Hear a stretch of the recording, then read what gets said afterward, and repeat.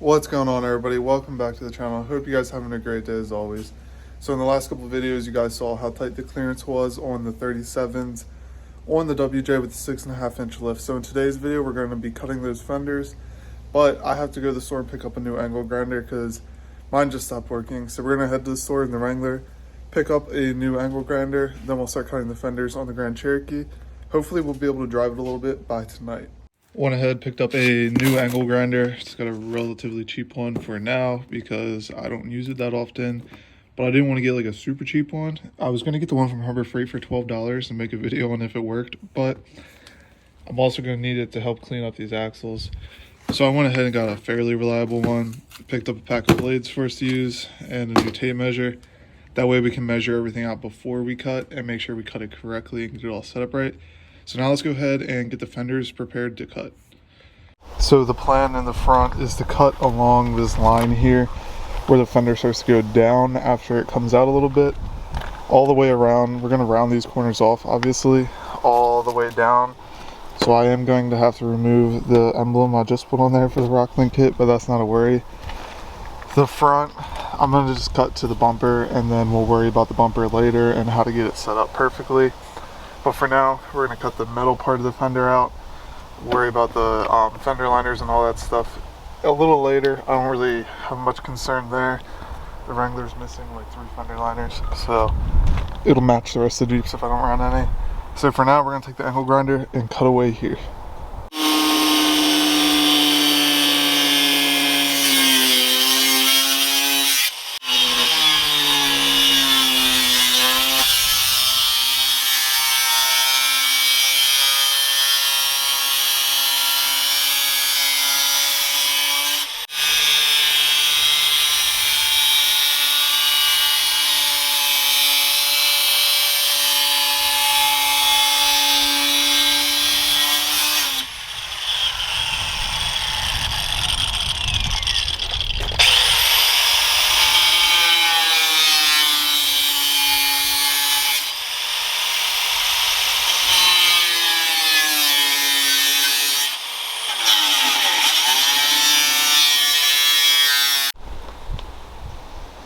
So went ahead, cut this off.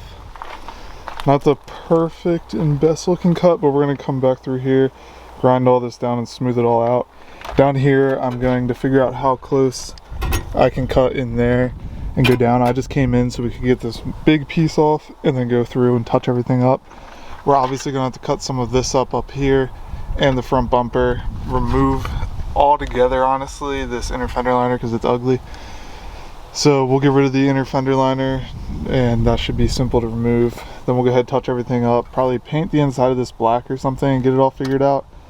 But majority of the fender line or the fender is out. So now we're going to come back through, touch this up and repeat the process on the other side of the Jeep. Then we'll work on the back later or tomorrow depending on when it gets dark. So as you guys can see, I got a lot of the inside here cut out.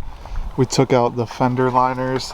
I'm gonna have to do a little bit of cleaning up on this stuff here. I just cut it to where from the side you're not gonna be able to see it. So the next step is gonna be taking a grinding wheel and grinding all this down so it's a nice, flat, smooth curve here. The reason, by the way, I didn't mention this earlier, that you put painter's tape on here is it's supposed to help prevent your paint on the corners from peeling up or anything. So hopefully that works out pretty well because I don't feel like touching this up. However, we will be putting some rubber trim around the side of this cut so that way it's smooth. If someone rubs their hand on it, it's not going to cut them or anything. So next step is grinding all of this smooth so that way it's a nice equal curve all the way around. So I've gone ahead and smoothed this out fairly well.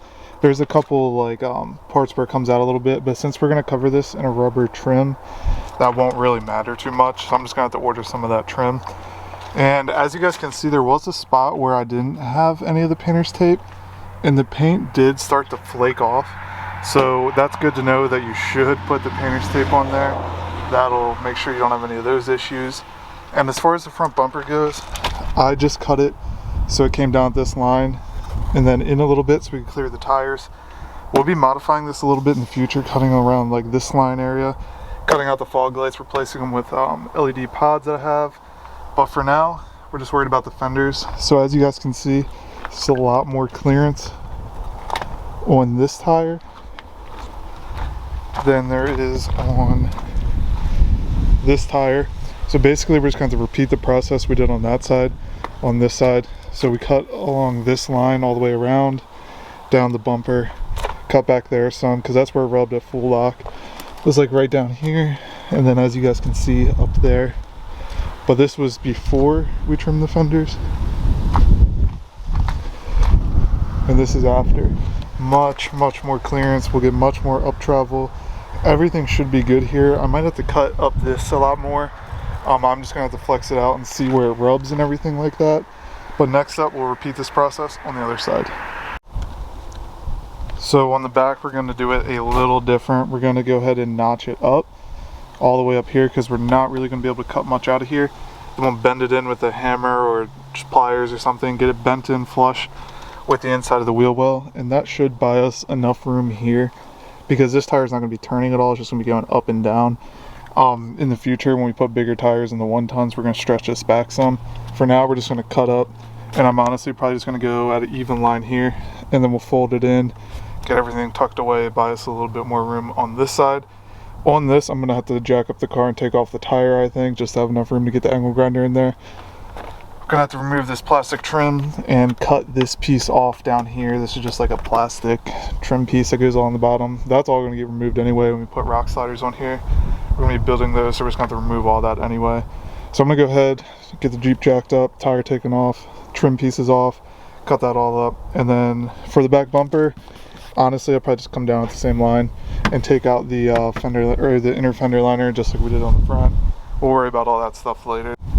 All right, tires off. Got the painter's tape on where I care about the paint. This we're just going to cut and fold it in, because it does have some pinch welds on it, and I'm not really sure what those are for, but don't really want to cut them off either. So we're going to go ahead and cut through this, fold it in.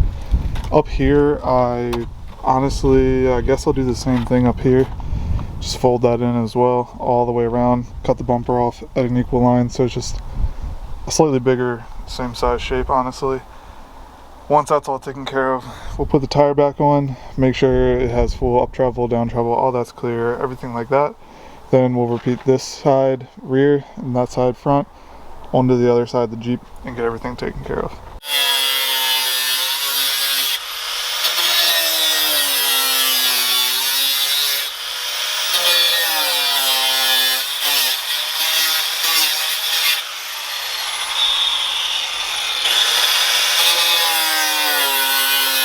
So as you guys can see, I just basically cut a bunch of slits along the fender there where we're trying to cut. Then we'll go ahead and bend all these in. Next step is going to be continuing this line around, then trimming the fender down. Then we'll bend all of that in flat, so that way it's not ugly and you can't see it. And we should honestly be good there for now with the 37-inch. They're more like 36s on this corner because they're a little bald. With the smaller tires, this should clear perfectly fine. So I've gone ahead and hit these in some. You guys can see how much more room we gained from doing that. I'm either going to weld these in here. Believe that's thick enough metal to weld, that they're not going to be like little tabs in there. But I also may just come through and cut them out. I'm going to look into if I can do that or not. Basically just going to repeat this process of cutting flaps and folding them in all the way around to here. Then from here down, we're just going to cut the bumper off.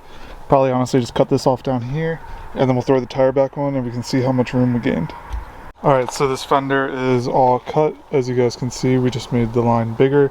Didn't change the line. When we stretch it back, we're going to have to cut up like through there. We're putting a fuel cell on the back, so it's not really an issue with any of this stuff back here. But one thing to keep in mind is if your EVAP system's back here, be cautious of that, because that's going to suck if you cut into that. For now, since a lot of this paint's peeling, I'm going to go ahead and just cover it. There was a little bit of rust down there, but I'm not too concerned about it. We're just going to cut it all off anyway. But I'm going to cover this all with black spray paint, do the same in the front, so that way nothing rusts, and then we'll throw the tire back on. Alright, so we wrapped up the back here. Just folded all this in. I still have to paint some of this up. I just didn't want to get overspray onto the paint. Take off some of the extra tape and everything. I'm going to try to hit some of these dents out from the back, but that's not from the fender cutting. This was already dented up, so you don't have to worry about cutting your fender or denting your fenders in too much. Just be careful with that. But as you guys can see, we have a lot more room back here now with these 37s in the front. We have a lot more room as well to fit these tires. Paint the whole inside of this black so it's not all ugly. See what I had to cut up here? I'm probably going to have to remove the, I believe that's the washer fluid reservoir or something. Remove that. All these electronics, remove them. Fog lights, remove them. Cut this up a little bit more. I can't cut too far. We get into the wheel well, and I don't want to do that in the front. In the back, I don't really care because we can make custom ones. Front's going to be a little more work. But I think it came out really well, actually. And we have way more room now. I can turn the Jeep full lock and it won't be an issue. So now we'll just have to repeat this on the other side and we should be good to go. Alright guys, and just like that, we went ahead, cut both fenders. I'm going to go ahead and do the other side off camera just because I need the other side for the thumbnail pictures, for the comparison and all that stuff. But I'm probably going to do that tomorrow because it's getting a little dark out here. As you can see, we gained enough clearance in the rear. Ignore the tape, I still have to take that off and paint some of these edges. We gained enough clearance in the rear to tuck the 37s. The front, the same deal. I'm going to have to trim this. I forgot I left that little piece on there. But we have enough room to turn the 37s and tuck them up, I believe. But just like that, we fit 37s on the 6.5-inch lift on the WJ. So I'll see you guys in the next one.